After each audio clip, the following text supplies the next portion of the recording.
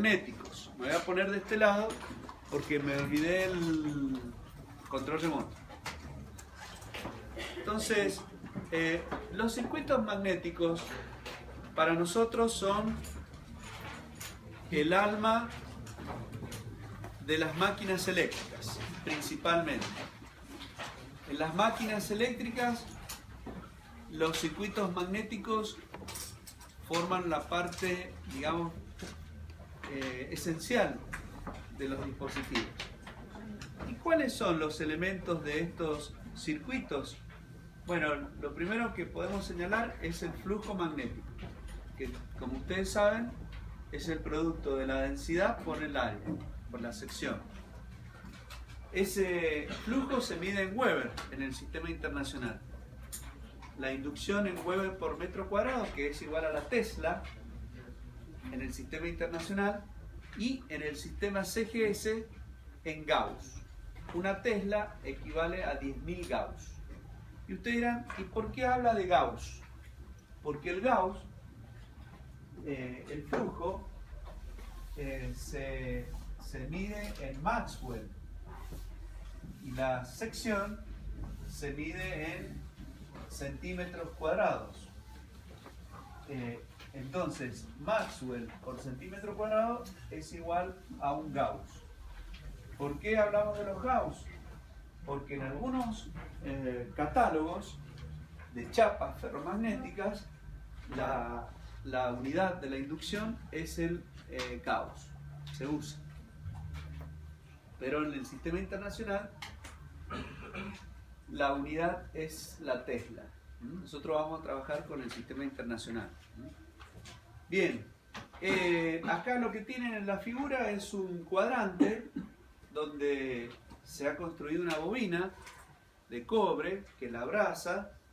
Ese marco generalmente es de plástico o puede ser de madera también. Sobre ese plástico o madera se hace esta bobina de cobre. Por esa bobina se hace circular una corriente, ¿sí?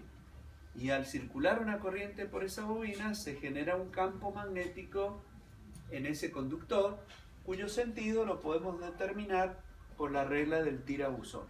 La corriente entra y con la mano derecha, el pulgar, me indica hacia dónde se dirigen las líneas de campo que genera esa corriente. Por donde salen las líneas de campo decimos que hay un polo norte. Por donde entran esas líneas decimos que hay un polo sur. Y ese sería lo más básico que tenemos de...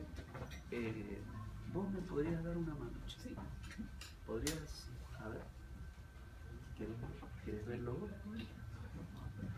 Y vos me vas pasando. Qué bueno eso. Ahí ves. Con el mouse, ¿podés? Mira ahí.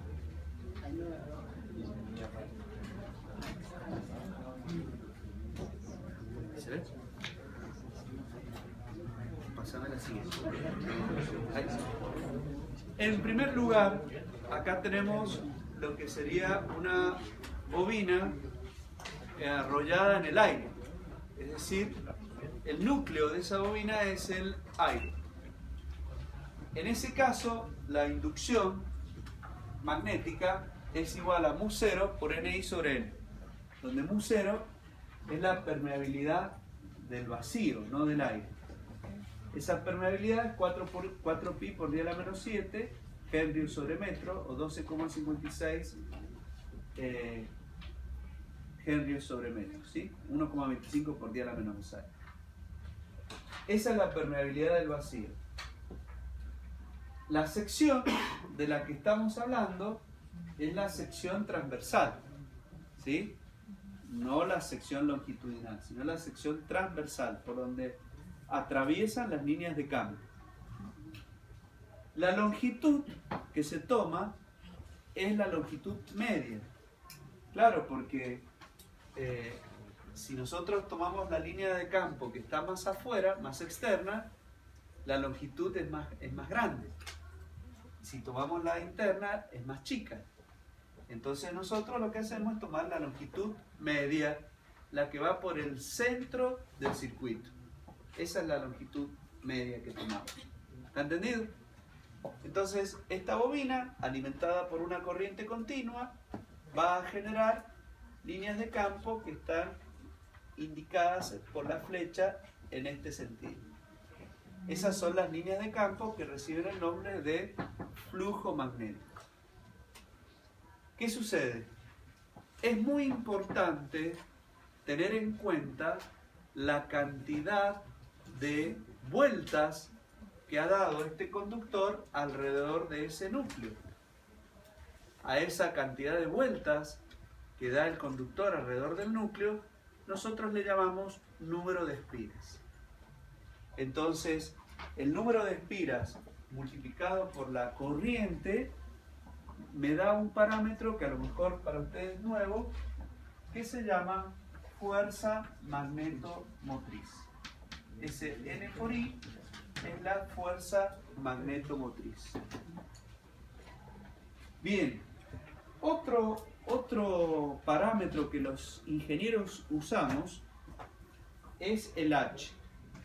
El H se llama intensidad de campo magnético. En ese caso, el H, intensidad de campo, es N por I sobre L. Y como B era mu sub 0 por N por I sobre L, y H es igual a N por I sobre L, B es igual a mu sub 0 por H. ¿Sí? Una ecuación muy usada por nosotros. B igual a mu 0 por H o mu por H. Este valor de H se mide en amper vuelta sobre metro. Amper vuelta sobre metro. Y el valor de mu 0 se mide en Henry sobre metro. Ahora bien, que el núcleo sea de aire, a nosotros los ingenieros no nos conviene, no nos sirve. ¿Por qué motivo? Y acá viene algo ya de ingeniería.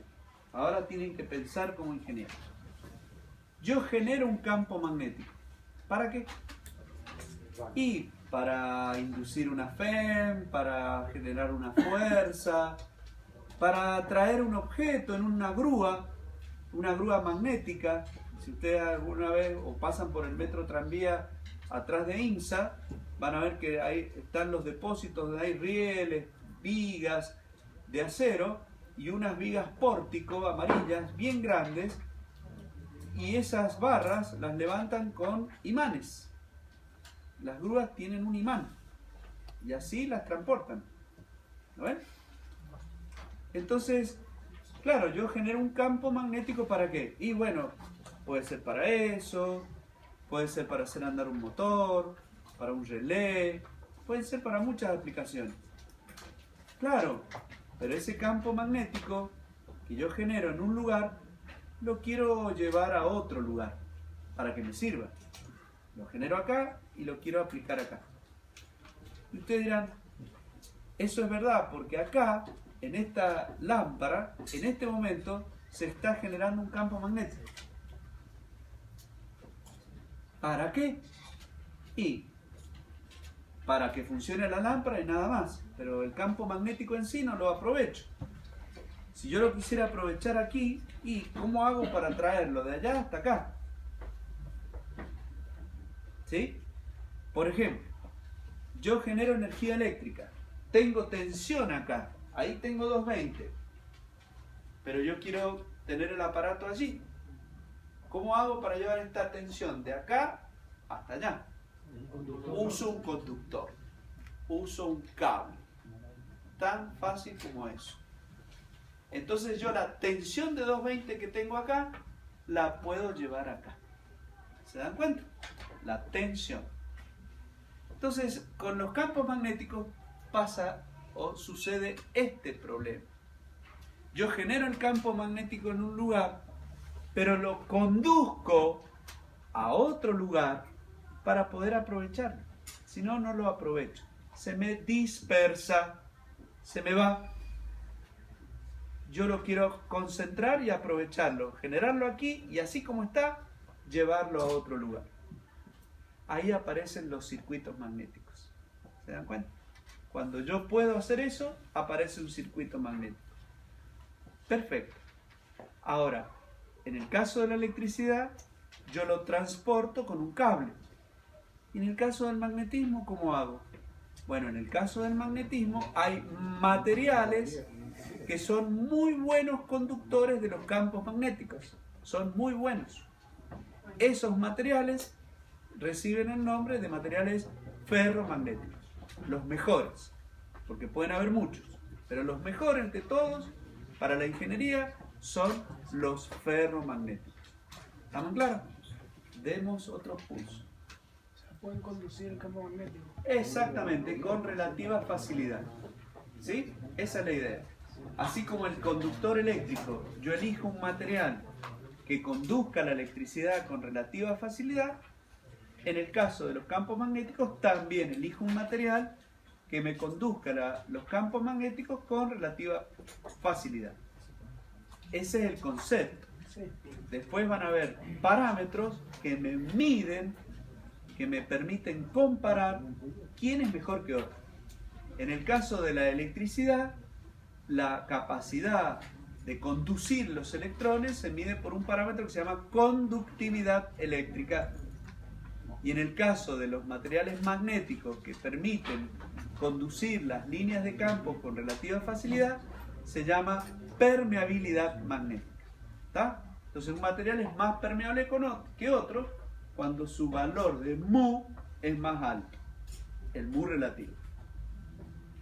Entonces, si yo reemplazo ahora, como ya empezamos a incorporar un material, ya nos dimos cuenta que con un material las condiciones mejoran y yo puedo transportar ese campo magnético de un lugar a otro, ahora empieza a tener sentido la permeabilidad magnética del material. ¿Por qué? Y porque dependiendo de la permeabilidad magnética del material, yo lo puedo comparar y decir quién es mejor que otro, quién es más permeable que otro. ¿Se dan cuenta? Cuando yo lo mido, lo puedo comparar. Y esa medición se hace con respecto a quién y al vacío. Ese es el que se toma como parámetro de referencia. Entonces, el mu del material se compara con respecto al del vacío. Y entonces, el mu del material pasa a llamarse mu R por mu 0. ¿Qué quiere decir? Que el valor, cuando un circuito tiene núcleo, este mu 0 ya no existe. Ahora se llama mu, el mu del material. Cuando es vacío, se usa este. Cuando hay un material, uso este. Pero en las tablas no vienen con este valor. ¡Ay, qué jodidos que son! Este es el mu absoluto. En las tablas viene el mu relativo. Entonces, esa expresión se transforma en mu R por mu 0 por H. Este valor se saca de tablas. Este valor es una constante. Vale 4pi por 10 a la menos 7. ¿Estamos en claro? Y así se construye esa formulita que tienen acá. Luego, ese valor de mu relativo, que es lo que se compara con el aire y que se puede medir, se mide en un ensayo. Hay que hacer un ensayo y ver cómo varía mu con respecto a h. Y a ver, ¿qué significa esto? Y yo hago circular corriente por acá, genero el campo magnético. Ese núcleo me lo conduce a otro lugar. Aplico la regla a la mano derecha, todo muy bonito. Ahora,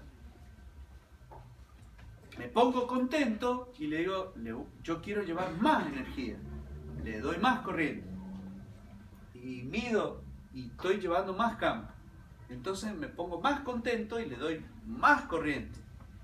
Y llego hasta este valor en el material que es acero silicio. Me pongo muy contento y entonces digo, voy a seguir aumentando, claro, porque veo que la cosa va. Y empieza a caer. ¿Qué pasó? Se me viene a caer las mediciones, empezó a bajar el valor. ¿Qué pasó? Y que las curvas o digamos, el material se satura. Esa es la mala noticia. No es que yo pueda conducir todo lo que quiera. Ah, dale. No, no, no. Llega un momento que el material se satura. Si se satura, no debería ser horizontal. Claro, exacto. Pero lo que sucede es lo siguiente. El joven dice, permanece constante. No, porque vos seguís aumentando la corriente. ¿Saben lo que pasó? Que yo le empiezo a mandar más corriente y todas las líneas de campo que yo quería que se fueran por ese tubo, como si fuera un tubo, ahora se empiezan a ir por el aire. Y el aire no es un buen conductor de las líneas de campo. Yo diría es muy malo. Es malísimo. La permeabilidad es muy baja. Por eso se toma prácticamente igual a la del vacío. Vale 12,57 por 10 a la menos 6. O 1,25 por 10 a la menos 6, perdón. Es muy pequeña la permeabilidad. O sea, muy pocas líneas de campo logran atravesar el aire. Usted es como si estuviera magnetizando el aire. Por eso aumenta la energía, pero no pasa nada. ¿Entendieron? Si yo disminuyo la corriente, ¿va a volver a su valor original? ¿O el material se daña de alguna forma? Bueno, estamos adelantándonos a problemas. Lo que el joven dice es relativo, porque los materiales tienen una historia magnética que se llama histéresis. Tienen un recuerdo magnético debido a un fenómeno que es el fenómeno de histéresis magnética.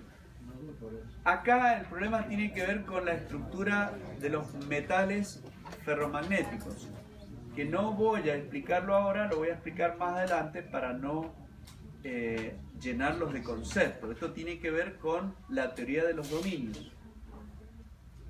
A lo mejor han escuchado hablar de esa teoría en ciencia de los materiales. Tiene que ver con la estructura cristalográfica de los materiales ferromagnéticos, de cómo se solidifican. ¿Está bien? Pero déjenme avanzar un poquito por no ser tan de golpe, meter tanto. Adelante. Profe, en ese caso solucionaríamos aumentando la sección del núcleo. Una solución puede ser esa, pero ya vamos a ver que ahora vamos a ver, avancemos. Ahí está. Vamos a llegar a las propiedades de los materiales ferromagnéticos. ¿Cómo se solidifican? No estábamos muy lejos. ¿Cómo se solidifica un metal? Primero se forma un embrión. Ese embrión crece. Se forman los granos. De esos granos se forma la estructura cristalina. En esa estructura cristalina, los imanes elementales, que son los pares electrón y el núcleo, uno positivo y el otro negativo, ya tienen un pequeño imán. ¿Está bien? Entonces se forman pares electrónicos en esos cristales, que según la teoría de los dominios, acá hay representada una línea. Esa representa un pequeño dominio, o que lo descubre Curie. En algunos textos aparecen dos líneas, porque requieren representar un par. No pueden presentarse solos. Es un par. Esos cristales que se formaron cuando se fue enfriando el material, se solidificaron. Esos cristales se solidificaron y formaron una estructura sólida. Cuando eso se formó, quedaron los imanes orientados en cualquier dirección. En cualquier. Por eso aparece este desorden. O sea, mientras más en una dirección esté orientada, Por ahora están desorientados. A medida que yo aumento la energía, que es la corriente, yo le entrego corriente desde afuera, hago que esos imanes elementales se orienten según una dirección. Se empiezan a mover. ¿Lo ven? Se empiezan a mover. Pero tenemos que acordarnos que era un sólido. Y entonces En el dibujito ahí no se ve nada, pero en un microscopio electrónico sí se ve perfectamente los bordes de grano, que no es esa estructura, pues esa estructura es súper prolija, en la realidad no es así. En una foto de una muestra es así. Estos son los bordes de grano. Y acá viene otro cristal. Entonces, ustedes razonen. Este es el borde de grano, que es un sólido. Repito, es un sólido. Que es un sólido significa que no puedo doblarlo, hacer lo que yo quiera. Es sólido, ya se solidificó. Para que este par elemental se oriente en esta dirección, ¿qué tiene que pasar? Tiene que girar, ¿cierto? Pero acá la mala noticia es que hay otro grano. ¿Cómo hace este para girar y ponerse en esa dirección? Tiene que mover este otro. Y este otro va a tener otro acá. O sea que este otro también se va a tener que mover. ¿Está bien? La estructura se mueve, se acomoda. Cuando se mueve y trata de acomodarse, ahí rosen. ¿Qué se produce? Calor. Ese calor son pérdidas. El núcleo se calienta y esas son pérdidas. Se llaman pérdidas por histéresis. ¿Ven? Entonces el núcleo de una máquina eléctrica, ustedes lo tocan y está caliente. Un material ferromagnético ideal no tendría histéresis. Eso tendría... Sí, pero no existe. No, esa foto no sale en la... No. Entonces, eso produce ese fenómeno, pero los apuntes de la fotocopiadora están. ¿Se dan cuenta? Entonces, a medida que yo aumento la energía, cada vez son más los imanes que se orientan. Ah, y alguno se debe estar rascando la cabeza y entonces ya se está dando cuenta de algo que le pasó. Por eso es bueno que en ingeniería, el que nunca hizo experiencia de todo lo que yo estoy hablando no tiene idea.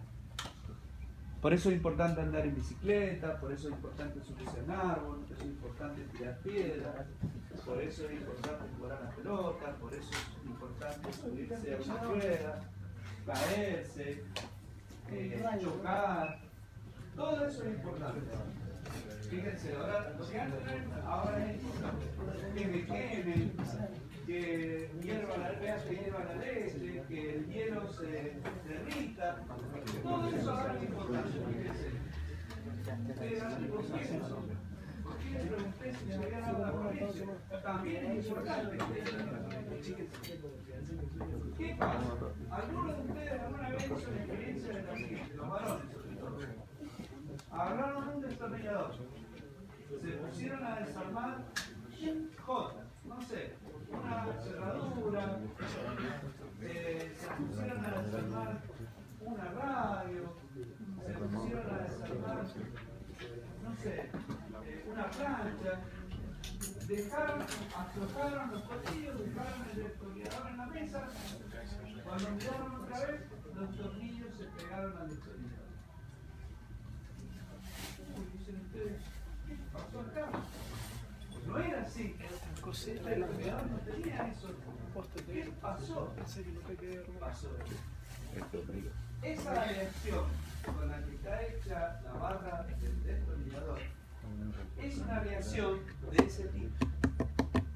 Con muy poquita energía,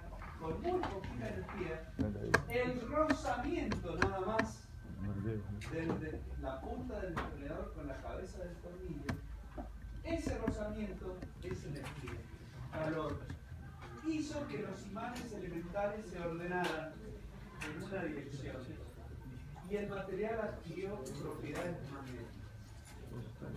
Así de fácil. Por eso, la punta del destornillador me atrae los dígitos después, que antes no pasaba.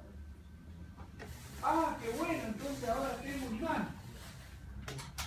Resulta que, como no trabajan muchos, lo dejaron al destornillador, pasaron 6 meses, se acordaron de lo que les pasó y entonces dicen, claro, pero el destornillador me los atrae. Y esta vez no pasa nada. Y entonces ahí, ¿qué pasó ahora? Así como se magnetizó fácil, también lo perdió fácil a eso. ¿Por qué? Por los campos magnéticos que hay en el planeta. ¿Está bien? Hicieron que ese magnetismo se perdiera. Esa estructura se volvió a desordenar. Si yo le vuelvo a entregar energía, lo vuelvo a usar y seguramente va a recuperar otra vez esa propiedad. ¿Se dan cuenta? Si el material fuera de otra aleación, de otro tipo de aleación, quizás este fenómeno no se produce. Se van a producir el fenómeno en materiales de los denominados ferríticos, ¿sí?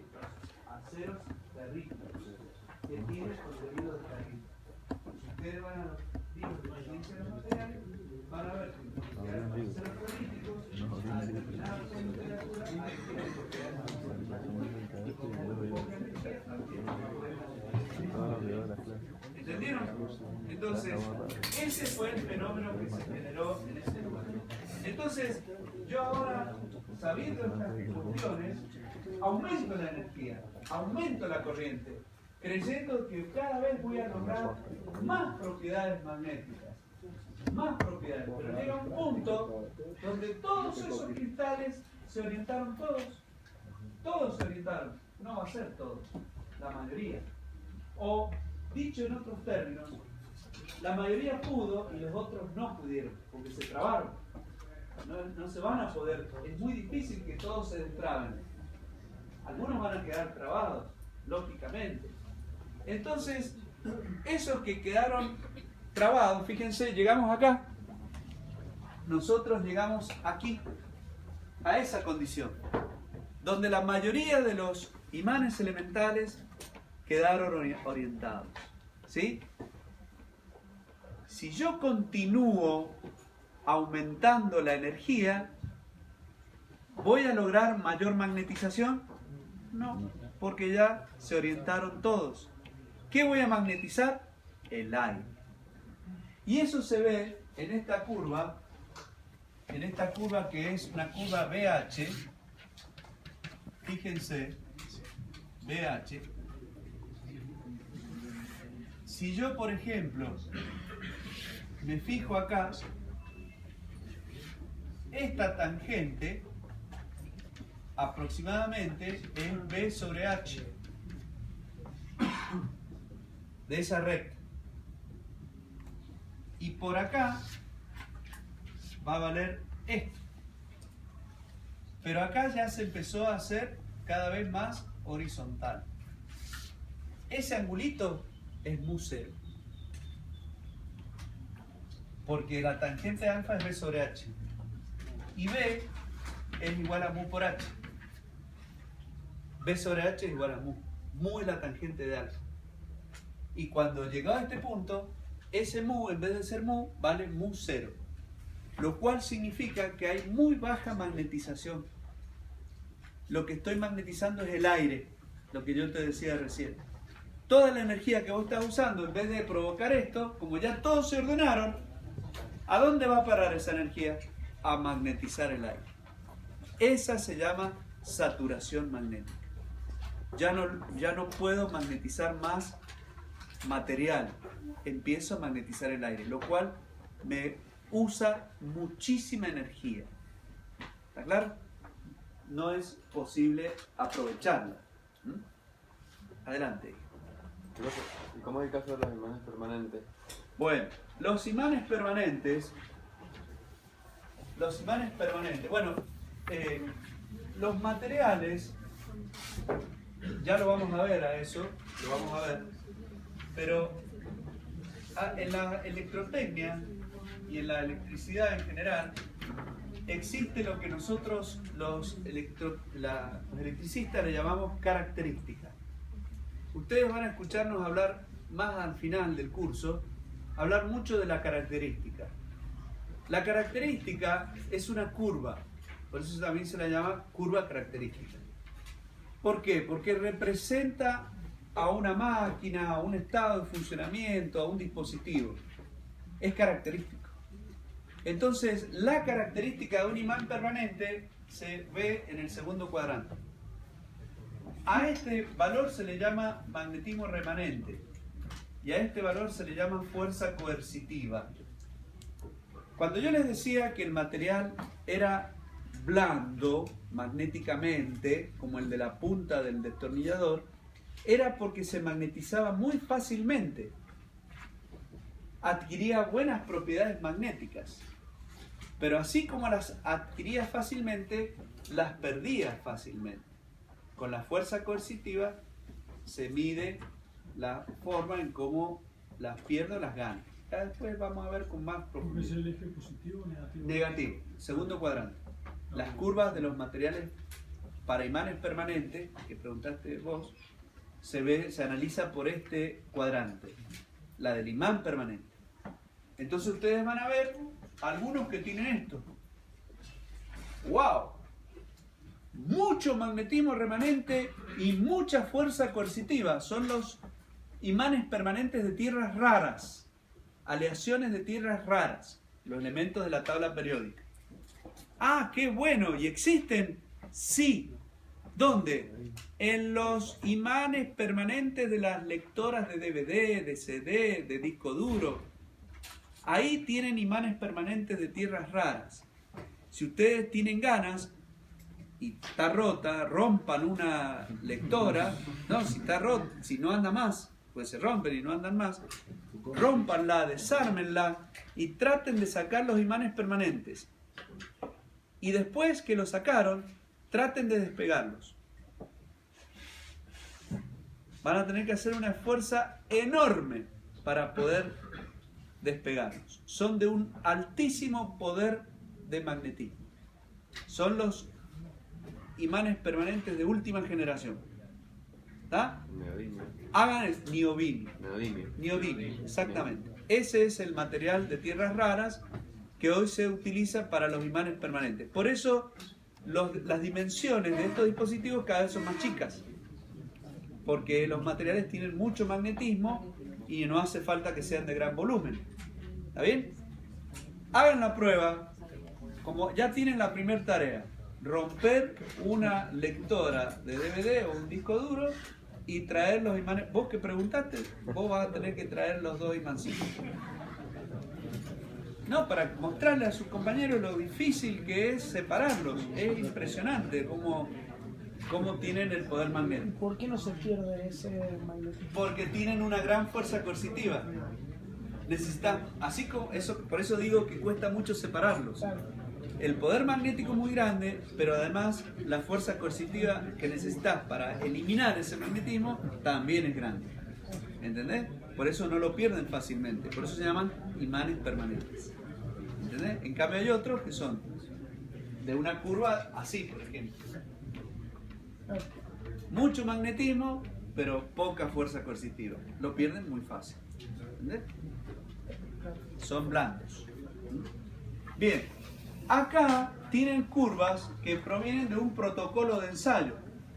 Porque estas curvas no se hacen así, o sea, yo las he hecho así para mostrarlas, pero esas curvas se obtienen de un ensayo que se hace con una experiencia que todos los años me olvido de hacerme una filmina con la experiencia.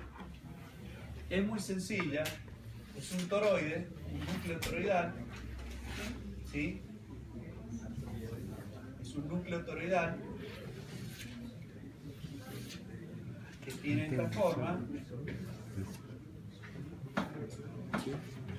Acá tiene una bobina, acá tiene otra, por acá se hace circular una corriente, se establece un campo, pónganse, acá se coloca una llave inversora, acá le vamos a hacerlo al revés, acá le vamos a poner un instrumento,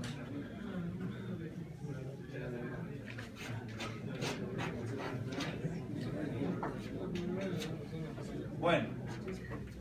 Ah, y acá le vamos a poner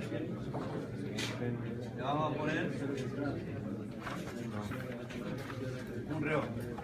La corriente va por acá. Bueno, ahí tienen. Miren, jóvenes.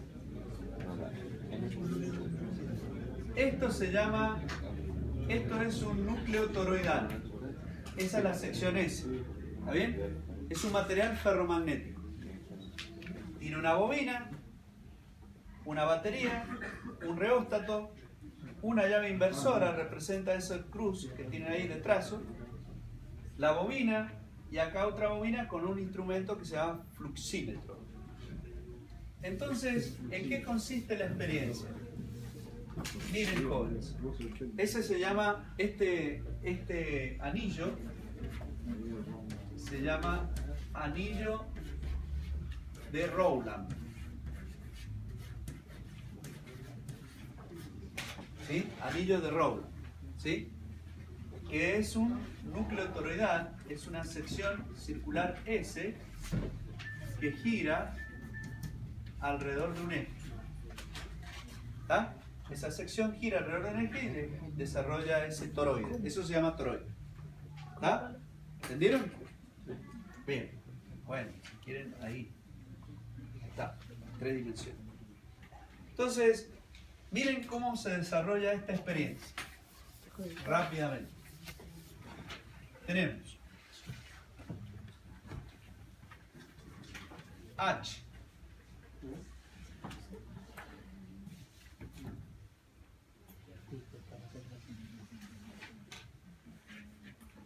B. ¿Sí? En primera instancia, el reóstato está en una posición dada, la corriente circula en este sentido, genera un campo que lo mido acá. El reóstato lo muevo hacia la derecha, ¿sí? Entonces la corriente empieza a subir y empiezo a medir cada vez más inducción, ¿sí? ¿Está? Empieza a crecer. Hasta que llega un punto donde, ¿qué pasaba? Se saturaba. Todos los imanes elementales de este anillo quedaban ordenados. Si yo seguía aumentando la corriente, se magnetizaba el aire. ¿Estamos de acuerdo hasta allí? Ese punto se llama codo de saturación. ¿Sí? Ahora van entendiendo, ¿no? Ahora el reóstato lo vuelvo a mover hacia la izquierda, con lo cual la corriente disminuye. Pero yo observo que lo que leía allá arriba en el inductómetro no son los mismos valores que tenía antes. Vuelve por otro lado. Pasa esto. O sea que yo pensaba que todos esos cristales que yo orienté ahora van a seguirme y se van a desorientar. No, no es así. ¿Se dan cuenta? El material, cuando yo suspendo la corriente, supongamos que el reóstato se sale acá, deja de circular corriente, estoy acá. Y en el instrumento que está arriba, leo un determinado valor de magnetismo. Ah, el material me quedó magnetizado. Sí, te quedó magnetizado con un valor de más BR. Magnetismo remanente. Ahora hago lo siguiente. Puedo hacer dos cosas. Dar vuelta a la batería o usar esta llave inversora. Uso la llave inversora y entonces la corriente ahora la hago circular por acá. ¿Qué pasó aquí? El campo magnético tiene este sentido. Ah, entonces ahora el reóstato lo empiezo a mover hacia la derecha, o sea, aumenta la corriente, pero en sentido contrario. Los valores de B ahora sí empiezan a disminuir hasta llegar a un punto donde en el valor del inductómetro no mido nada. Mido 0. Este valor se llama fuerza coercitiva. Este valor sirvió para anular esto. Me lo desmagnetizó. ¿Lo ves? Ahora el reóstato lo sigo moviendo hacia la izquierda, porque todavía me quedaba. O sea que la corriente sigue aumentando y ahora vuelve a crecer el valor de B. Pero la aguja, supongamos que en vez de irse para la derecha, se está yendo para la izquierda. O sea, cambió la polaridad del magnetismo. ¿Está? Y vuelve a producirse el mismo fenómeno que antes. Se vuelve a desmagnetizar. Perdón, a saturar. Vuelvo a encontrar otro codo de saturación. Pero para el otro lado.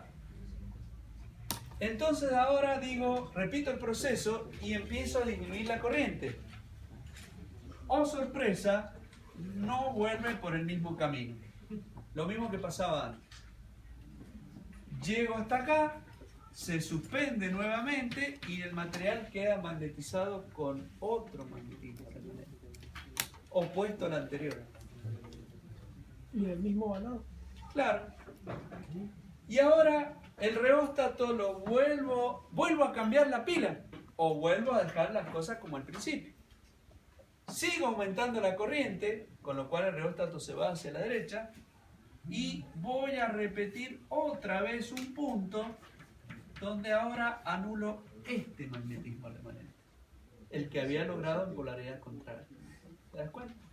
Si sigo el ensayo, llego otra vez hasta acá. Eso que ven allí se llama ciclo de histéresis. ¿Eh? Esto se llama ciclo de histéresis. Que no hay tiempo, pero en otra oportunidad, este ciclo yo lo he hecho con los chicos de cuarto año de electromecánica. Ese ciclo se puede ver en el osciloscopio, ese instrumento que tiene como un televisor. Se le hace un ensayo a un material ferromagnético y se logra ver ese ciclo. ¿Sí? Así se construye o se puede estudiar el ciclo de histéresis. ¿Sí? ¿Entendieron? Entonces, fíjense como corolario de lo que estoy diciendo, explica por qué yo recién las curvas tomaba este cuadrante. ¿Se dan cuenta? En el imán permanente me interesa saber cuánto tiene de magnetismo y cuán difícil va a ser sacárselo. En los imanes permanentes me conviene, y ahora sí terminamos, Profe, ¿cómo se llama el medidor de flujo? inductómetro o fluxímetro también, porque puede medir el flujo. Bueno, ahora miren lo que va a pasar. Si ustedes calculan los B por H o calculan las áreas P diferencial de H en ese ciclo cerrado y analizan las unidades teslas por ampere y vuelta sobre metro, eso le va a dar julios por metro cúbico. Las unidades del producto B por H es julios por metro cúbico, o sea, energía por unidad de volumen.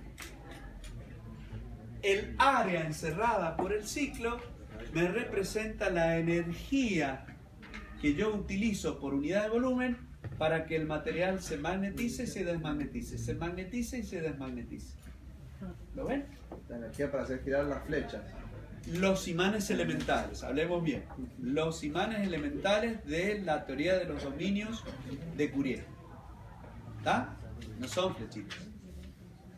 Entonces, fíjense un detalle. Ahora, jóvenes, entramos en algo más superior. ¿Qué sucede? Si esa es el área, representa la energía por unidad de volumen, para que los imanes elementales se orienten, se desorienten, o cambien de sentido, ¿sí? Hagan esto. Vayan y vengan, vayan y vengan. ¿Qué pasa si a un material de este tipo lo someto a una corriente alterna? ¿Cuántas veces va a hacer ese movimiento? 50 veces por segundo, que es la frecuencia de la corriente alterna. Entonces, en las máquinas de corriente alterna, a mí me conviene un ciclo de histéresis angosto, bien fino, bien delgado. Tanto que me convendría una línea. ¿Para qué? Para que la energía por unidad de volumen sea la mínima posible. A esos materiales se los llama materiales magnéticamente blandos. Son los que se usan en las máquinas de corriente alterna. Ah, y cuando yo quiero un imán permanente, algo que guarde el magnetismo y lo conserve, ahí en ese caso se usan materiales magnéticamente duros. Claro, es difícil magnetizarlo, pero Con una área, claro, exactamente, que tengan mucha energía, van a necesitar mucha energía para magnetizarse, pero mucha energía para desmagnetizarse. A estos materiales se los llama magnéticamente duros. ¿Está entendido? Bien. El ciclo de histéresis siempre va a recorrer recién en sentido anterior. Nunca puede suceder que... Y depende cómo empiece el ensayo. Profe, Lo da vuelta y chao. un material... Da vuelta a esto. Ya está. Yo empecé por derecha positivo y voy a empezar al revés y listo. ¿Qué pasó? Un material que tiene un gran magnetismo significa que los cristales en su interior se alinean casi En por mayoría. completo, en mayoría, Y con relativa y con facilidad. relativa facilidad. Los otros, Los cristales permiten cierto movimiento. En cambio, si usted tiene un material diamagnético, ese movimiento prácticamente es imposible. perfecto. ¿Entendiste? Sí, sí. Bien, señorita, bueno, pero mire. Entonces, esos materiales que nosotros vamos a usar, los más para los problemas, los que vamos a usar son para los problemas: hierro colado, acero colado, silicio acero y aleación de níquel hierro. Son los que vamos a usar para nuestros problemas, que son los que se usan en la mayoría de los dispositivos y máquinas eléctricas. Por eso los vamos a usar acá. Estas tablas están en el primer práctico de gabinete para que ustedes la impriman, porque con esa tabla van a resolver los problemas. Ustedes entran con un valor de H y leen el valor de B. ¿Está? Dependiendo del material, que ahí dice A, B, C, son esos que están allí, es la curva que tienen que elegir. Ese ensayo se hace en un aparato también que se llama aparato de Epstein. Ese aparato yo lo usé cuando era becario de un grupo de investigación en la UTM. Hacíamos esas curvitas. Se venden, porque eso sirve para el que vende la chapa o para el que la compra. Eso se llama protocolo de ensayo. Se obtiene de un ensayo. ¿Sí? Adelante. Por eso les digo que empiezan a hacer ingeniería. Ya los valores no son inventados, sino que son de una medición. Bueno, si yo trabajo un poco con la expresión, como el flujo es B por S, ¿sí? El flujo es B por S, y B es igual a mu0 por N sobre L, el mu0 lo llevo abajo, como mu0 por R, y por la sección también la llevo abajo. Sí, es reordenar la ecuación nada más, porque el S sigue estando arriba, nada más que lo he escrito de esta forma. Todo esto que tienen allí se llama reluctancia magnética, que se representa con la R inglesa. Se usa esa R para diferenciarla de la resistencia eléctrica. A esa expresión matemática que hemos llegado se la conoce con el nombre de ley de Hopkinson, que se la escribe así para que uno la compare por analogía con la ley de Ohm. La ley de Ohm dice que la corriente es tensión sobre resistencia. La ley de Hopkinson habla de que el flujo es la tensión magnética o fuerza magnetomotriz N por I sobre la reluctancia magnética. ¿Sí? La resistencia eléctrica óhmica es también, ustedes la conocen como L sobre C por S. C es la conductividad y S es la sección. La reluctancia es L, la longitud media, sobre mu, que es la permeabilidad, por la S, que es la sección. Esa es la comparación entre la ley de Ohm y la ley de Hopkinson, entre la resistencia eléctrica y la reluctancia magnética. Esa es la comparación. ¿Está? Entonces acá tienen la analogía entre los dos circuitos. En el circuito eléctrico tenemos la tensión eléctrica y acá tenemos la tensión magnética. Acá la tensión eléctrica vale B y acá la tensión magnética vale N por I. Acá la corriente eléctrica es I y acá lo que circula es el flujo magnético. Acá tenemos una sección transversal, acá tenemos una sección transversal. La longitud media L y la longitud media L. ¿Está? De los dos circuitos. ¿Se dan cuenta? Lo que usamos en uno, acá usamos un cable que tiene una conductividad eléctrica. Acá usamos un material ferromagnético sólido que tiene una permeabilidad magnética, que la podemos determinar por las curvas que mostré anteriormente. Ahora sí, hija. Profesor, siempre con corrientes continuas. En este caso sí, pero puede ser con corriente alterna, como vimos en el ciclo de histéresis. Cuando lo sometes a corriente alterna tenés esto. ¿Entiendes? Bueno, ahora vamos a ver la ley de Ampère o de circuitación. En la ley de Ampère, ¿qué sucede? Acá tenemos una bobina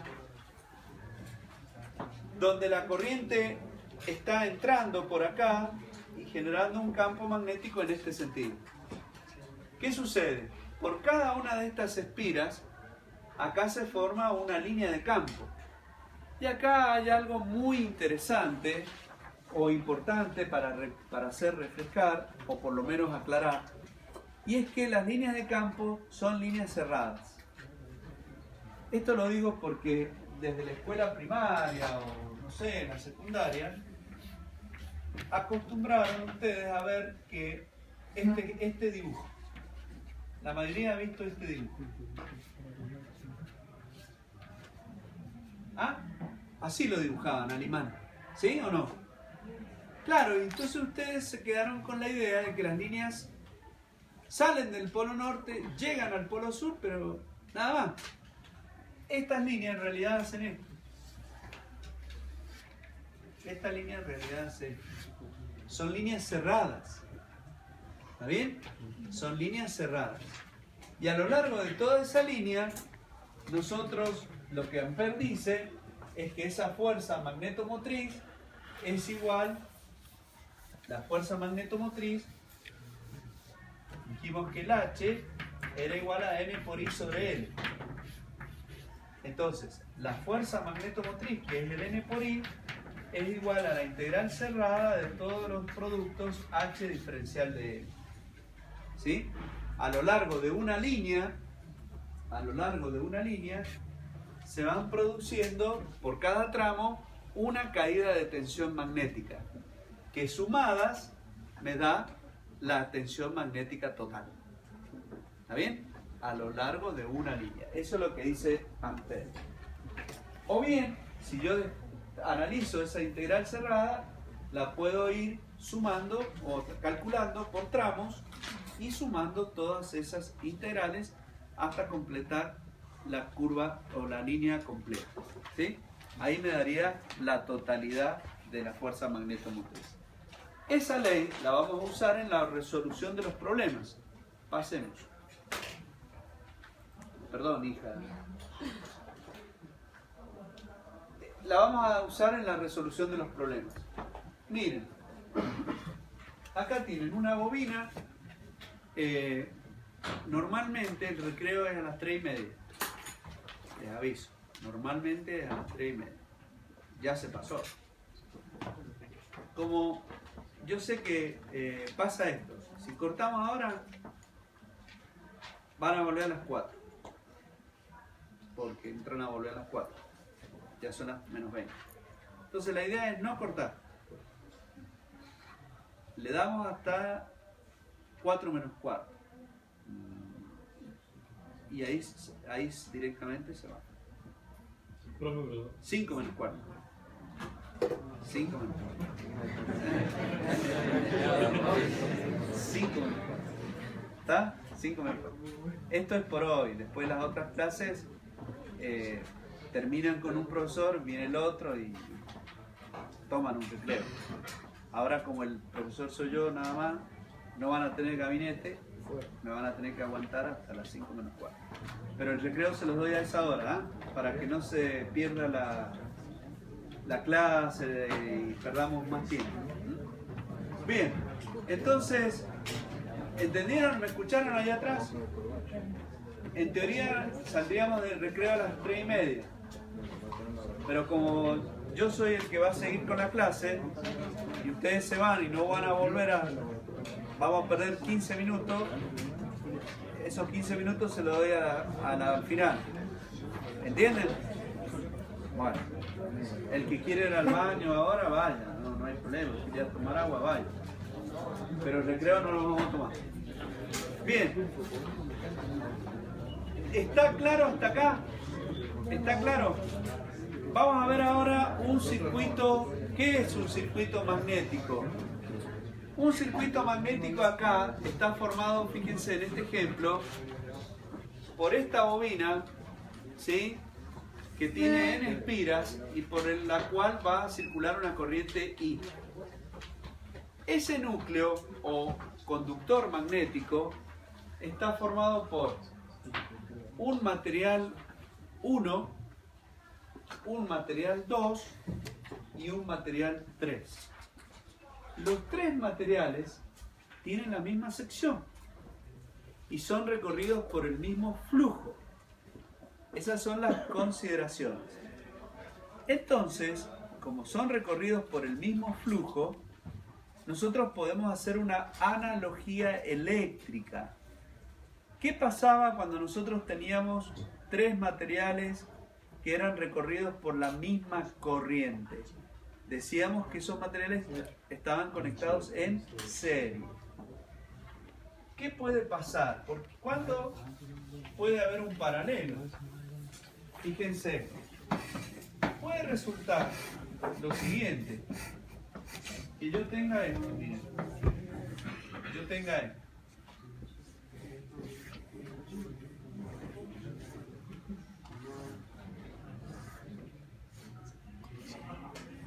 Tenga acá un material 1, un material 2 y un material 3. ¿Sí? O sea, U1, U2, U3. El flujo, cuando llegue aquí, el flujo, ¿qué le va a pasar? Y no, ¿va a circular el mismo flujo por los tres materiales? No. ¿Por qué? Y porque tienen distinta permeabilidad. ¿Se dan cuenta? Entonces, esto que está pasando en esta pastilla es equivalente eléctricamente a esto.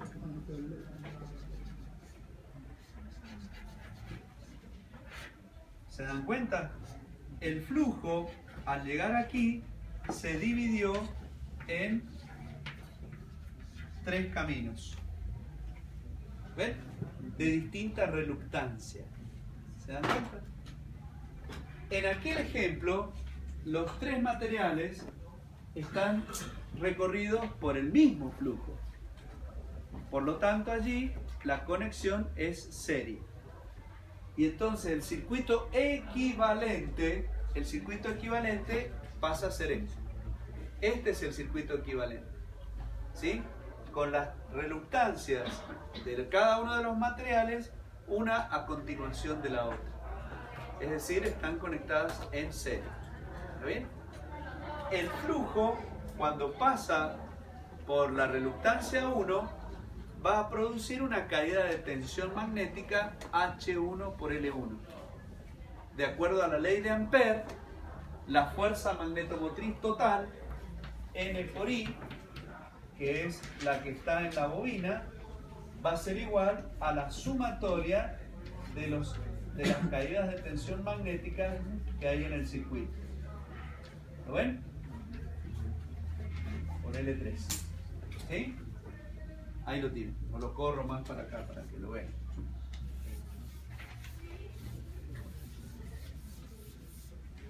La fuerza magnetomotriz, N por I total, es igual a H1 por L1 más H2 por L2 más H3 por L3. ¿Sí? La suma de las caídas de tensión magnética a lo largo de toda una línea. Es la ley de Ampère. ¿Sí?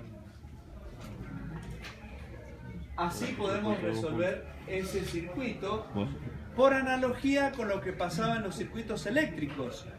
En los circuitos eléctricos, la tensión B era igual a las caídas de tensión I por R1 más I por R2 más I por R3, que son las caídas de tensión. ¿Está bien?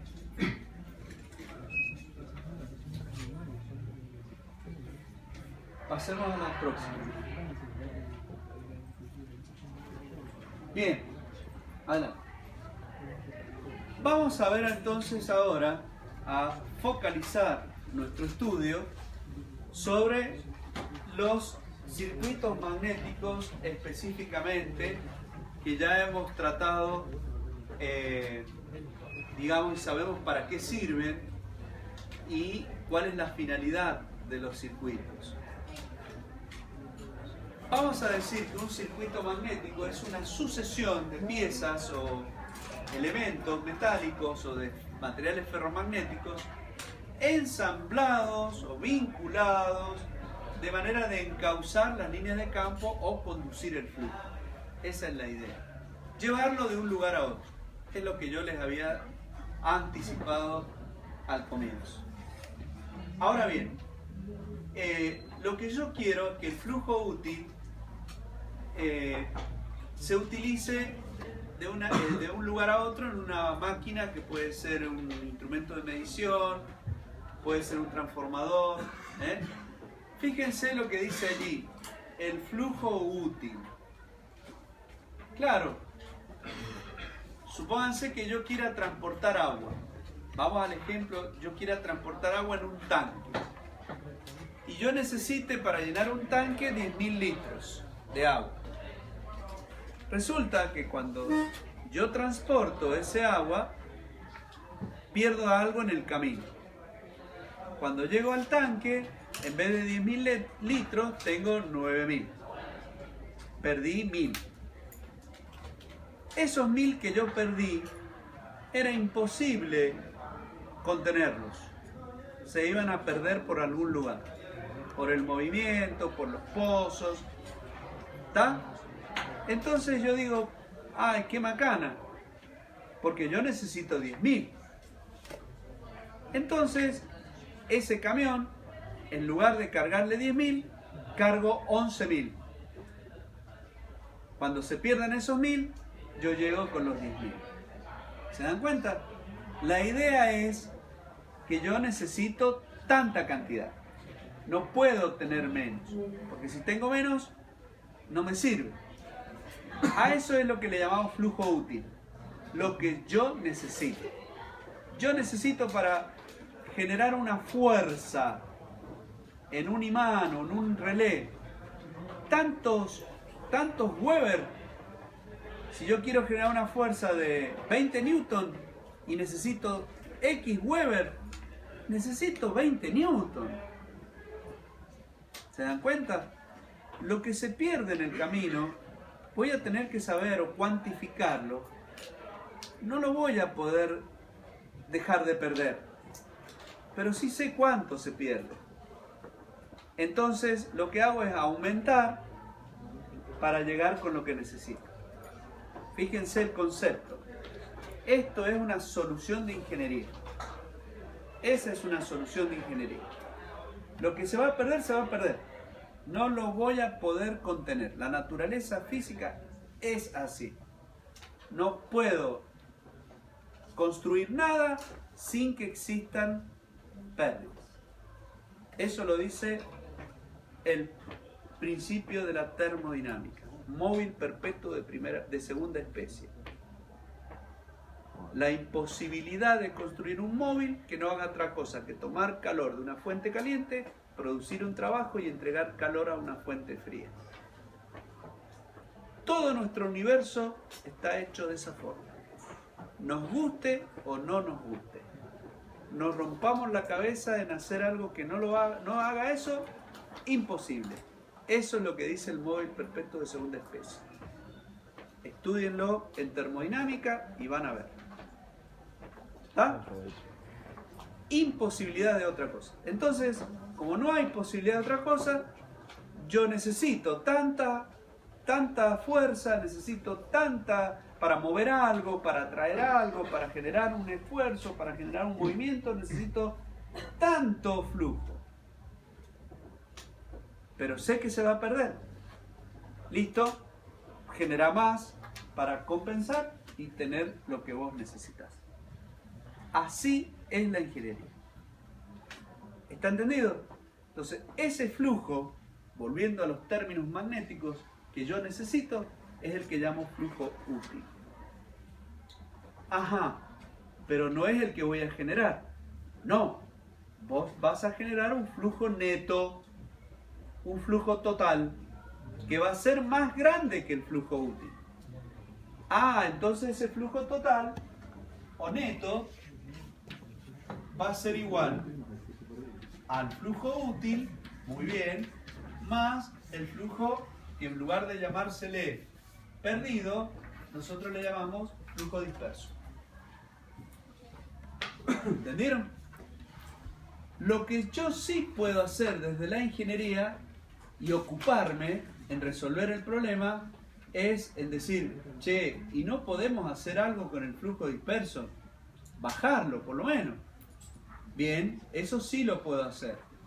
Hay muchas tareas para hacer eso. Puedo mejorar las características constructivas, puedo mejorar el manipuleo, puedo mejorar el material, puedo hacer muchas cosas. Si yo no hago ninguna de esas mejoras, ese flujo disperso se me dispara. ¿Dónde, por ejemplo? Cuando se construye un transformador. Cuando se construye un transformador, yo puedo ser o muy cuidadoso o ser un descuidado. Si yo corto las chapas como venga, si yo las apilo de cualquier forma, si yo las dejo que se curven y las pongo igual, todo eso va a hacer que el flujo disperso suba enormemente. En cambio, si yo cuido los cortes, cuido que las chapas no se doblen, me compro chapas de buena calidad, ese flujo disperso va a ser cada vez más pequeño. ¿Está bien? Si yo puedo cuantificar ese flujo disperso, mejor también. Porque entonces yo sé cuánto flujo neto tengo que producir. ¿Se dan cuenta? Todo eso lo hace la ingeniería. Y ahí están las diferencias entre los que trabajan bien y los que no. En los que trabajan con buenos materiales y los que no. ¿Se dan cuenta? Ahí están las diferencias. Porque todos los principios son iguales. Entonces, ¿cuáles son las características que van a tener nuestros núcleos? Y ser del hierro dulce. Cuando yo hablo de hierro dulce, ahí quiere decir un hierro blando, magnéticamente blando, que tenga buena permeabilidad magnética. Que sea aleado, porque los hierros o los aceros aleados, la aleación mejora esas condiciones. Por eso el joven nombró a neodimio, perdón. Hay otro también, neodimio. Hay otros que son alnico, aluminio, níquel, cobalto. Y ese alnico hay de distintas características, 1, 5, hay distintas aleaciones. ¿Sí? Esas aleaciones son secretas, no crean que las proporciones son secretas. Porque si yo pongo un poco más de uno, no consigo las mismas propiedades. Esa es la investigación. Por eso son secretos, de ahí ganan dinero. Y el otro concepto fuerte, muy fuerte, es la laminación. Ay, acá viene otro concepto fuerte.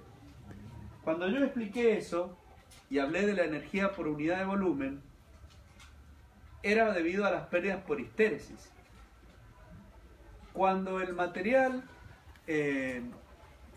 digamos, es sometido a un flujo alterno, además de las pérdidas por histéresis, aparecen otras pérdidas que se llaman pérdidas por Foucault. Se escribe Foucault.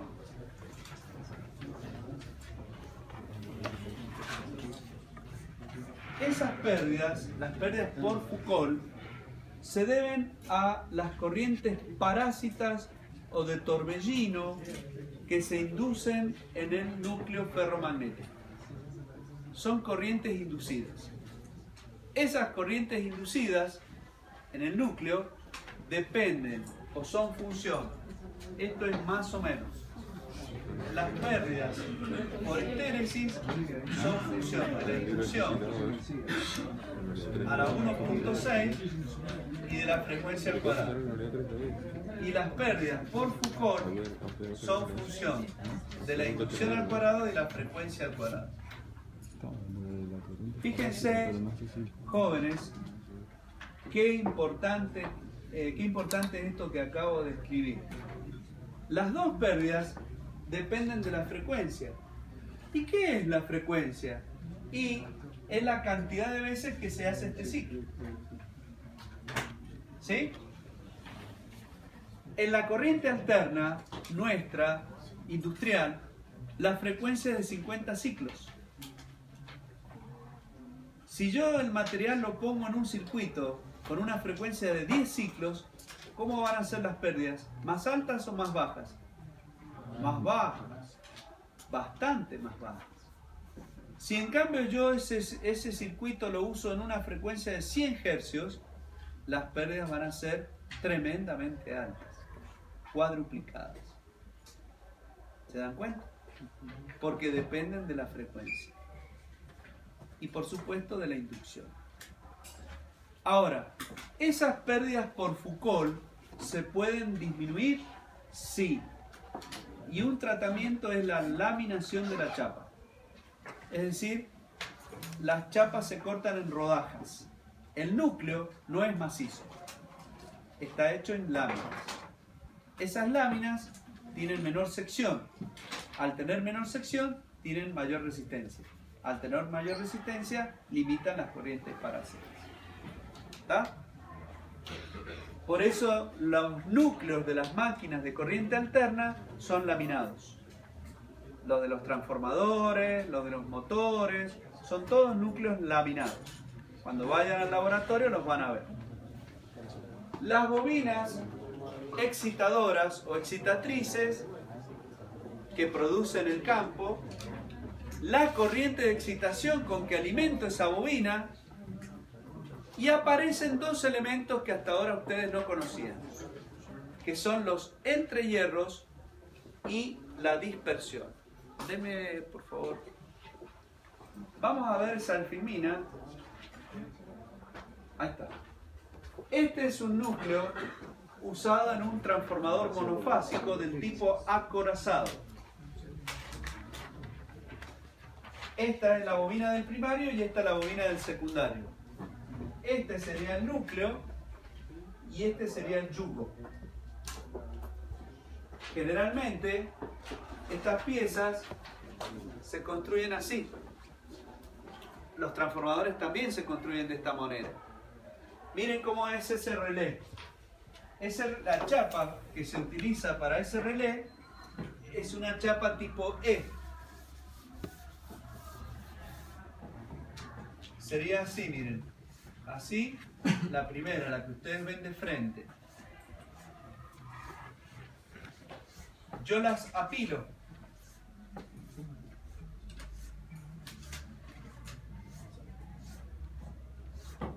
¿Sí? Las apilo.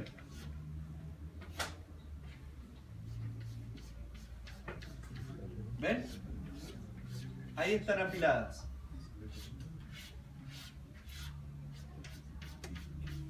¿Ven? Todas apiladitas. ¿Se dan cuenta? Incluso son bien delgadas, entonces hay muchas. Acá introduzco la bobina. Acá. En realidad, la voy a hacer así, más fácil.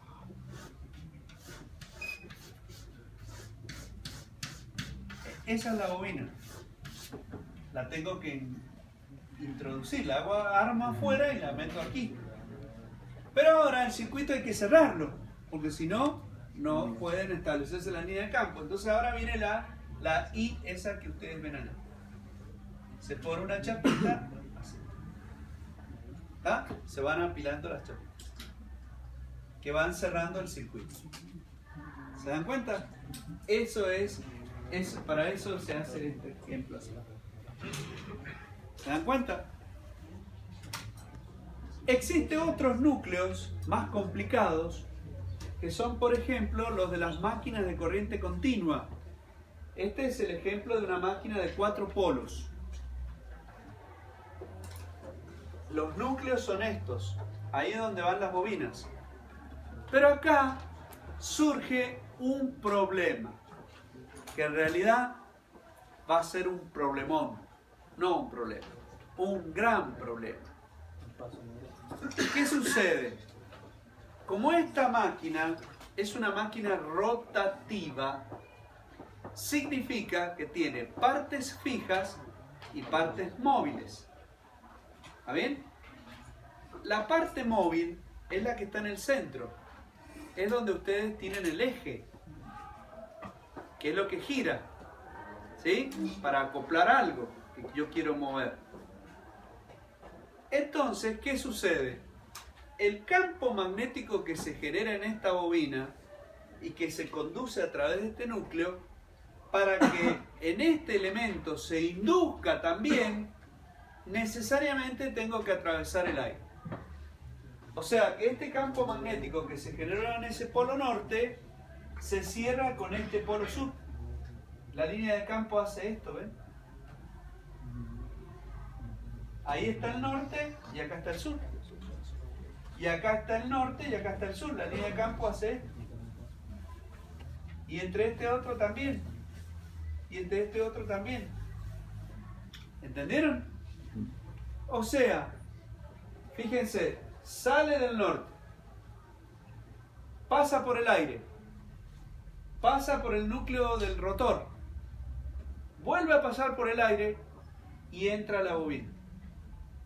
Da la vuelta por adentro y vuelve a hacer el circuito. Y acá lo mismo. Y acá lo mismo. Y acá lo mismo.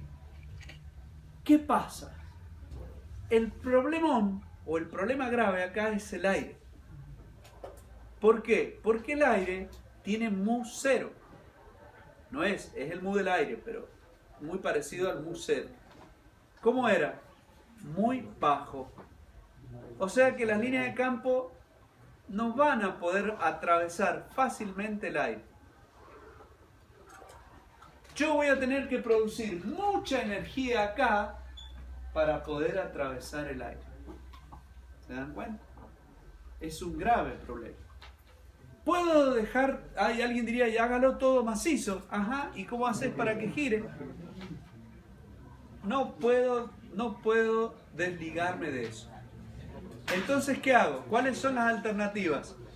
Hacer que ese espacio de aire sea lo más pequeño posible. Que entre, aunque sea una hoja de papel nada más. Para lograr eso, mecánicamente, ese dispositivo tiene que estar mecanizado a la perfección para que no tenga ningún desequilibrio. ¿Se dan cuenta? Y tener la menor pérdida magnética. Ahí vamos a tener el problema a ese espacio de aire que existe, se le llama entre hierros. Entre hierros.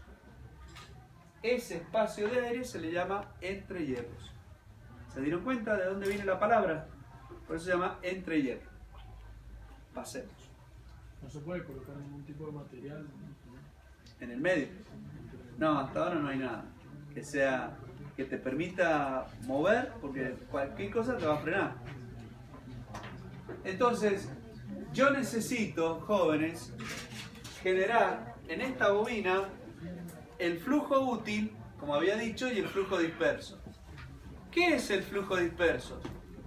El flujo disperso son las líneas de campo que se cierran por el aire. Cuando la bobina da la vuelta, ¿cierto? Si yo voy considerando todas las corrientes, acá me dan un flujo.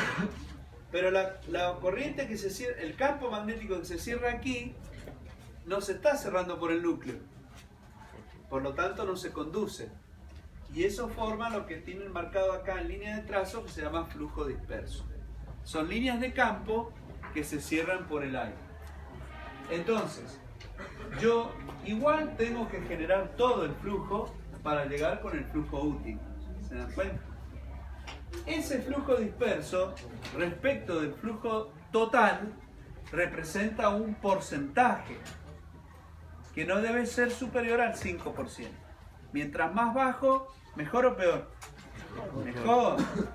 Mientras menos flujo disperso, mejor.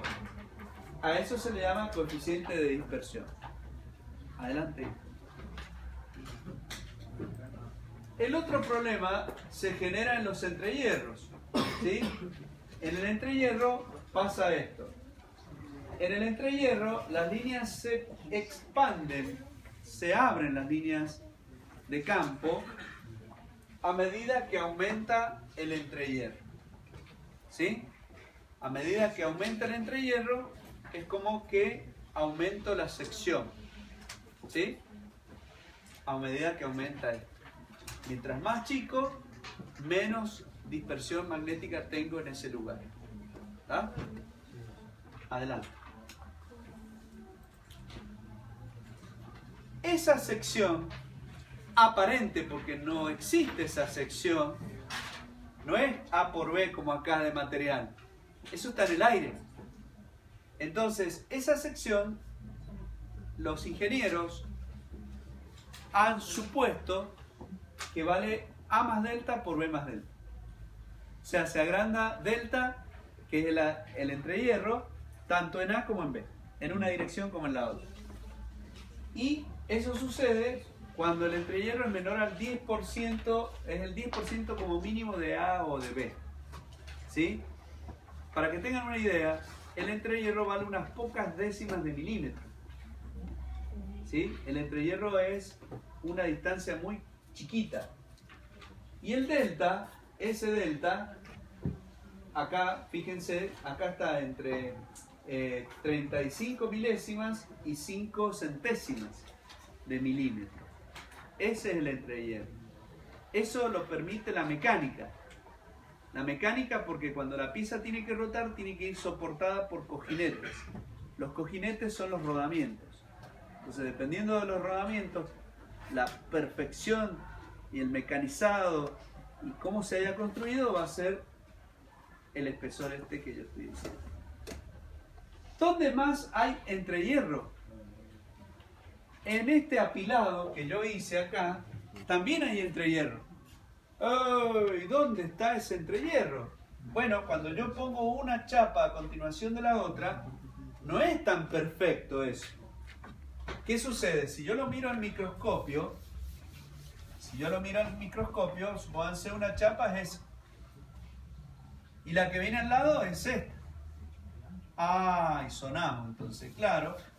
Porque ahora, por ejemplo, ahí tocó, acá tocó y ahí tocó. Y acá, ahí. ¿Se dan cuenta? No están perfectamente en contacto una chapa con la otra. Yo tengo que tener muchísimo cuidado al cortarla, al transportarla, al montarla, para que no pase esto. ¿Se dan cuenta? Ese pequeño aire que hay allí es un pequeño entrehierro. Por más que yo me esmere en cuidar el corte, en apretarlas, en el apriete nomás, porque yo acá las tengo que apretar. Si yo aprieto más de este lado que de este lado se me va a abrir más, voy a tener más aire que de este lado. Hasta en eso tengo que tener cuidado. ¿Se entiende? Entonces, ese entrehierro que está dibujado acá también origina caídas de tensión magnética H por L. ¿Está bien? O sea que acá voy a tener H del aire por L del aire, más H del núcleo por L del núcleo.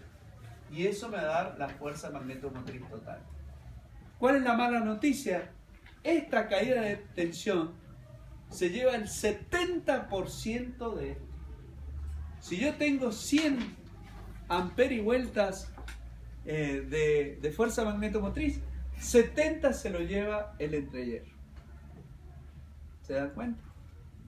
Entonces es un grave problema, un problema muy grave, porque prácticamente todo se lo tiene que llevar el aire. Tengo todo que gastarlo para vencer el aire, nada más. ¿Se dan cuenta? El 70% se lo lleva el aire. ¿Se dan cuenta? ¿Por qué motivo? Porque la reluctancia magnética del aire es muy alta, en comparación con el hierro. ¿Entendieron? Entonces, pasemos, sí. No sé, me van entendiendo, ¿no? Entonces, ¿cuáles son las configuraciones más comunes? Bueno, puedo tener más de una bobina. Puedo tener dos, por ejemplo, y estar conectadas en serie. ¿Sí? Acá tengo un circuito magnético paralelo, distinto al que yo dibujé recién. Vieron que yo dibujé uno con 3 materiales en pastilla. Bueno, acá lo tienen con una ventana, otra ventana, o sea, con un material en el centro, con un material 3 aquí y con un material 1 aquí. 3 materiales distintos. Esa puede ser una configuración también paralela. ¿Sí? ¿Cómo se resuelve un caso como este? Bueno, tengo que recurrir al circuito equivalente. Siempre la bobina representa la fuerza magnetomotriz, N por I. F igual a N por I. Un detalle es, dependiendo, supongamos, siempre se marcan con una flecha. La bobina en el circuito equivalente se marca con una flecha. Eléctricamente, esto es equivalente a acá tener un positivo y acá un negativo. Del positivo sale el flujo. Cuando pasa por el material 1, allí genera una caída de tensión H1L1. Y al llegar a un nodo, que es este punto, donde hay otra rama, ahí hay otra reluctancia, donde va a estar recorrido por un flujo Φ2 y donde se va a producir una caída de tensión H2L2. Si nosotros seguimos el circuito hacia la derecha, vamos a tener otro material, vamos a tener otro flujo, vamos a suponer que es así,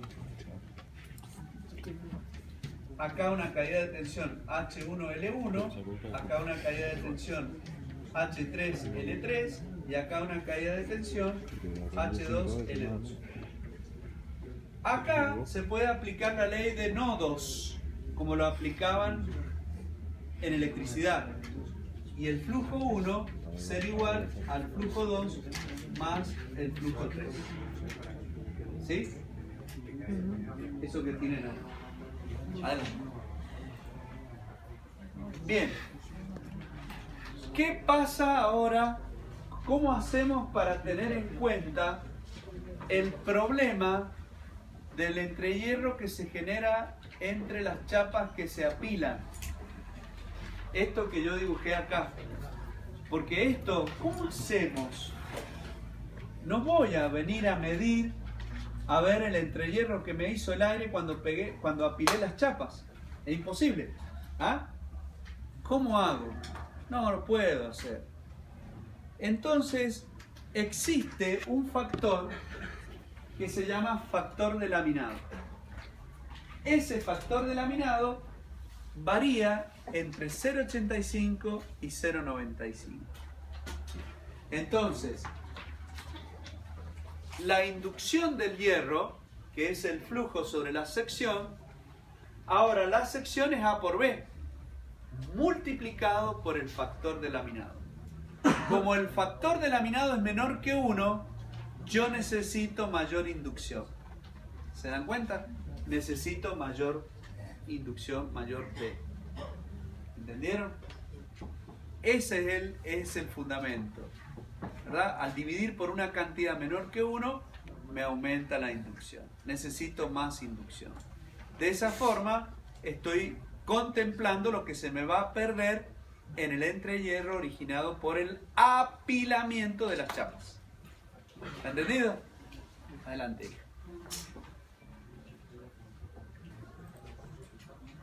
Bien. Bueno, acá está lo que ya expliqué.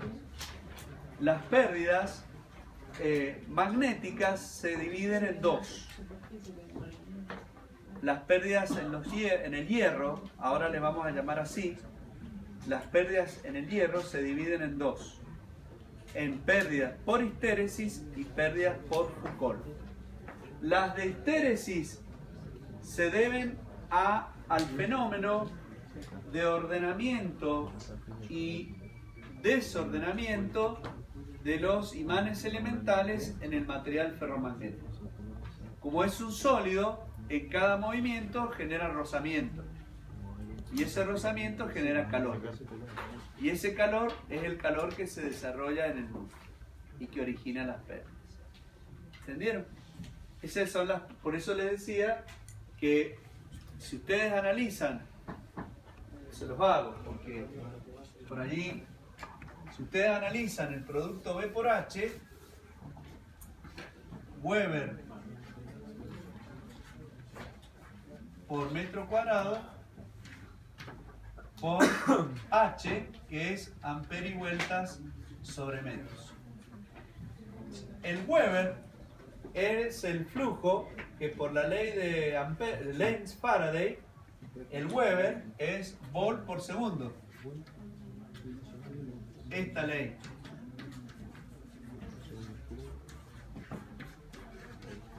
Volt por segundo sobre vueltas es Weber. Entonces Weber con Weber se me va, vueltas con vueltas se me va. Ampere por voltios es potencia, vatio. Y vatio segundo es joule. ¿Está? Entonces acá ustedes tienen 1 watt es volt por ampere. Y vatios por segundo es joule. Energía. Vatios por segundo es joule. Y entonces ese producto me quedó julios por metro cúbico. Disculpe, profesor, la unidad de vuelta es adimensional. No, vuelta es un número, pero por eso le pongo esa B para así vuelta, sacar. ¿Está? Sí, sí. Entonces, el producto B por H es una energía por unidad de volumen. Eso representa el área encerrada por el ciclo de histéresis. Por eso, en una máquina de corriente alterna, donde la frecuencia interviene y hace recorrer ese ciclo tantas veces como lo tiene la frecuencia, equivale a energía por unidad de volumen que se pierde en cada ciclo. ¿Entienden? De allí que me convenga en máquinas de corriente alterna un ciclo de histéresis angosto, para tener menores pérdidas por unidad de volumen. ¿Se dan cuenta? Eso también explica por qué los núcleos de las máquinas eléctricas está caliente.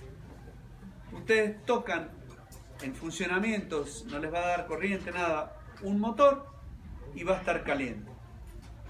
¿Cuál es el secreto de mantenimiento? Es que ese calor me debe permitir a mí sostener mi mano. Ese es un detalle. Siempre van a estar calientes. Siempre. Ahora, si yo apoyo mi mano y no la puedo mantener porque me quemo, significa que ese motor está con problemas. Ese motor se está por quemar. Está trabajando mal. ¿Entendieron? Ese es un detalle a tener en cuenta. Cualquier máquina eléctrica en estado normal de funcionamiento va a estar caliente. Pero la mano la voy a poder mantener. No me voy a quemar. Va a estar caliente, nada más. Pero no me voy a quemar. Si yo la toco y está caliente como una cafetera, chao. Ese motor seguro que se está por quemar. ¿Entendieron? ¿De dónde viene todo este fenómeno? De esto que estamos analizando. ¿Por qué se quema un motor? Cuando el núcleo calienta demasiado y yo no disipo ese calor se transfiere a las bobinas. Las bobinas son hechas de alambre de cobre esmaltado. Cuando yo hablo de N espiras, es porque cada vuelta está separada de la que viene. Pues si no, contaría 500 vueltas, cuento una sola, si total es todo un mismo alambre. Eso es lo que ustedes podrían razonar. Por eso ese alambre, para que sean espiras, ese alambre tiene un esmalte que lo aísla uno del otro. Y por eso puedo hacer las espiras que yo quiero. ¿Se dan cuenta? Eso se llama alambre de cobre esmaltado. Después cuando vayan al laboratorio, díganle ahí a Barroso, me dicen a mí, y les muestro el alambre y les hago a ver cómo no conduce. Lo tengo que romper, pelar, quemar, pelarlo, y ahí recién puede conducir la corriente. Esa es la característica de los alambres con los que se hacen las bobinas de los motores, transformadores o esta bobina. Las otras pérdidas tienen que ver con las pérdidas por Foucault. Y acá les voy a hacer una pequeña demostración. Supongamos que yo tengo un tocho o una longitud de material cuyas dimensiones son A por B. Este sería la sección, acá se inducen las corrientes parásitas. Esa sección es el producto A por L. ¿Sí? A por L. ¿Qué voy a hacer? A ese núcleo lo lamino. Supónganse L sobre 100. Corto a esa longitud en pequeñas secciones L sobre 100. La centésima parte del largo total. ¿Sí?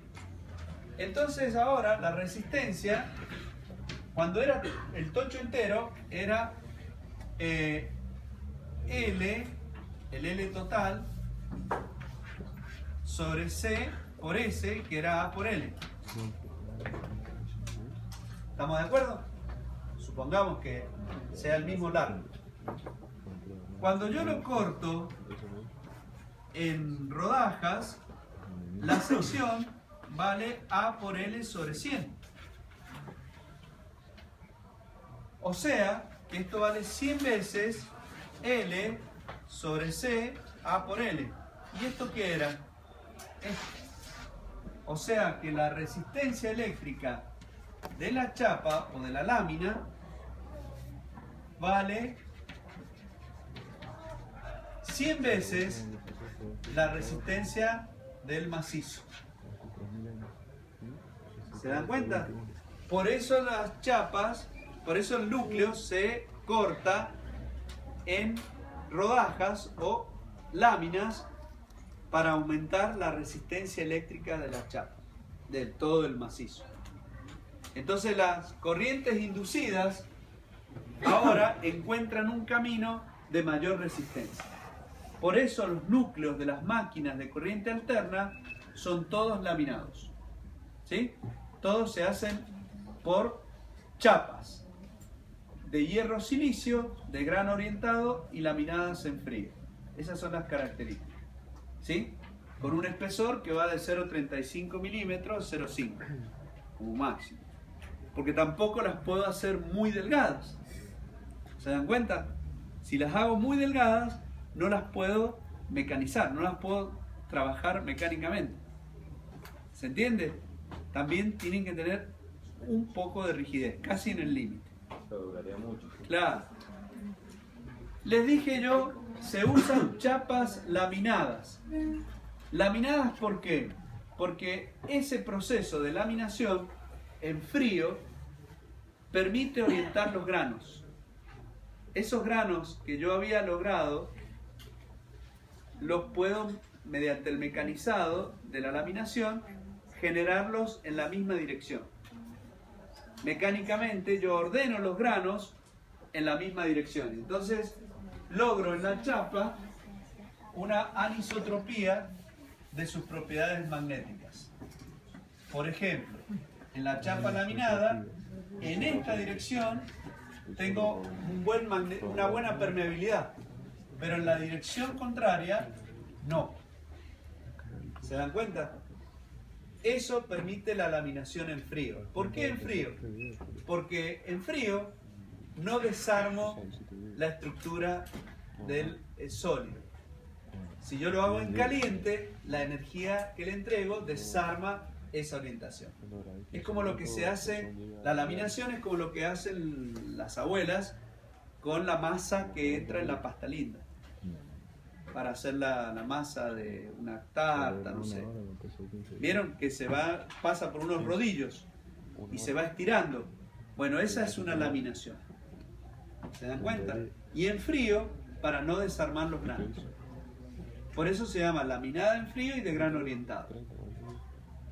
Así se consiguen mejores valores de inducción en la chapa. Ahora, esas chapas tienen agregado de silicio. ¿Por qué? Porque el silicio mejora las propiedades de resistencia eléctrica. Aumenta la resistencia. El silicio le aumenta la resistencia eléctrica. Y entonces disminuye las pérdidas por Foucault. Esos dos procesos, el laminado en frío y el grano orientado, para mejorar digamos, que la magnetización mejor. Y la laminación, ¿sí? O el cortado de la chapa para aumentar la resistencia eléctrica. Lo mismo que el silicio. Con uno mejoramos las pérdidas por Foucault y con el otro mejoramos las pérdidas en el hierro. Las pérdidas por histeresis. ¿Está bien? ¿Por qué se llaman por Foucault? Foucault, no, tienen varios nombres. Se llaman corrientes porque él las descubrió. Corrientes parásitas, corrientes de Foucault, corrientes de torbellino, corrientes de cortocircuito, corrientes de inducción, todos esos nombres equivalentes tienen. Pero el que la descubre es Foucault, entonces le llaman todos corrientes de Foucault. Adelante. Profe, las láminas están... Bien, ahora vamos a ver distintos tipos de problemas que los van a ver a partir del viernes, ya los van a resolver, pero vamos a ver distintos ejemplos de cómo se encaran los problemas, nada más. No voy a resolver el problema, simplemente vamos a leer el planteo y vamos a ver cómo se resuelve cada situación. El primer caso es el más sencillo de todos. A ver, muchachos, ya 15 minutos nada más. Acá habla de un núcleo en forma anular. Es el núcleo toroidal que estuvimos hablando recién. ¿Qué me dan? Me dicen que es de acero al silicio. O sea que ya tengo que tener esas curvas que yo les dije del ensayo y ya identificar el material que es acero al silicio. Dice, hay que obtener un flujo magnético de 2 por 10 a la menos 3 Weber. Ese es el flujo que hay que obtener. Entonces yo ya me puedo hacer un dibujito. de qué es lo que tengo allí. Y seguramente tengo un núcleo toroidal, que es lo que están diciendo. Tengo una bobina, ¿sí? Y yo quiero que aquí se establezca un flujo de tantos Weber. Profesor, Sí. ¿se refiere al flujo útil por ese flujo que... Sí, ahí en este caso, si no hay aclaración, hay un solo flujo. Usted, como no le está hablando de la dispersión, no le está hablando del entrehierro, El total no. no olvida, todo lo demás lo olvida. Cuando se lo dicen, ahí sí préstele atención. ¿Está? También, cuando no le hablen de laminación ni nada, tampoco tenga en cuenta el factor de laminación. Solamente cuando se lo enuncien. Si se lo enuncian, sí. Si no se lo enuncian, chao. Listo. ¿Está? O sea que si se olvidaron, mejor. Entonces usted dice, necesito ese flujo. Y entonces me pregunta, ¿con qué corriente? ¿Cuántas espiras tiene? Ya las tengo. Son 100, es dato. Entonces el dato, la idea es encontrar la corriente. Entonces, en primer lugar, yo puedo calcular la sección. La sección es pi por diámetro al cuadrado sobre 4. Por supuesto, me tienen que haber dado las medidas del diámetro o de la sección de ese núcleo. ¿Está bien? Me tienen que haber dado o este diámetro, acá, o me tienen que haber dado el diámetro exterior y el diámetro interior, ¿sí? Me tienen que haber dado alguno de los datos. El valor de la ¿Sí? sección directamente, sí. Y sería lo más fácil. Claro, ahí queda el valor de la sección. ¿Dice la sección? Sí. ¿Qué? Bueno, qué campeón. Le dieron la sección, entonces más fácil todavía. Porque lo más complejo sería que me dieran el diámetro exterior y el diámetro interior y tuviera que calcular el diámetro de ese anillo. ¿Está bien? Ahí sería lo más complejo, llegado el caso. También sería más complejo porque habría que calcular la longitud media. Para eso tengo que calcular el diámetro medio, que es el diámetro exterior más diámetro interior sobre 2. ¿Está? Son más problemas geométricos que magnéticos hasta ahora. Pero el joven dice que le dieron como dato la sección. Chao, no pensamos nada más de eso. Pero yo sí se los digo. Si tuvieran que calcular el diámetro medio, y van a tener que calcularlo, y les dan los dos, y la longitud media va a ser pi por el diámetro medio sobre 2. Perdón. 2 pi por diámetro medio. Pi por diámetro medio.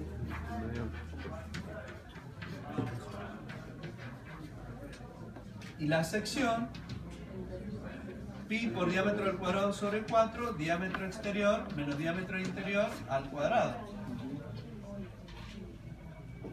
¿Está? Van a tener que pensar un poquito, nada más. Un poquito, no tanto, tampoco. Bien. Pero el joven dice que ya le dieron la sección, así que bueno. Chao.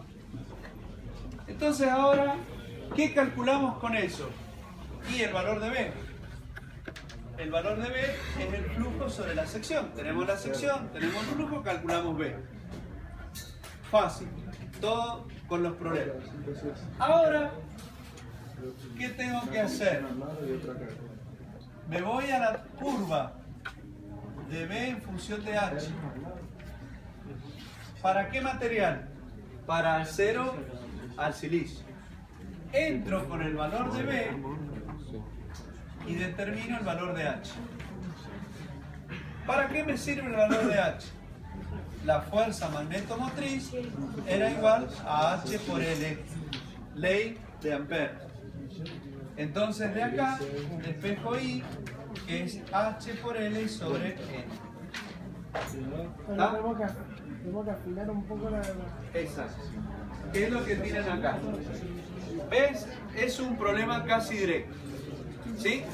La otra forma, lo otro que les pueden pedir, por favor, es que calculen mu.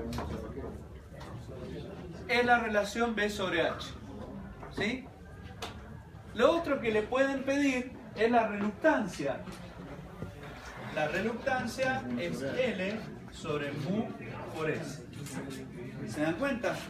La longitud media la pueden calcular como pi por el diámetro medio. La sección me dice el joven que es dato, y el valor de mu lo calcularon cuando en la tabla obtuvieron el valor de h. ¿Está entendido? Este problema es fácil. Vamos al segundo ejemplo, hija. Vamos al segundo. En el segundo problema es la recíproca. A ver, ya empieza a armarse el ruido. Ya nos vamos, ya nos vamos.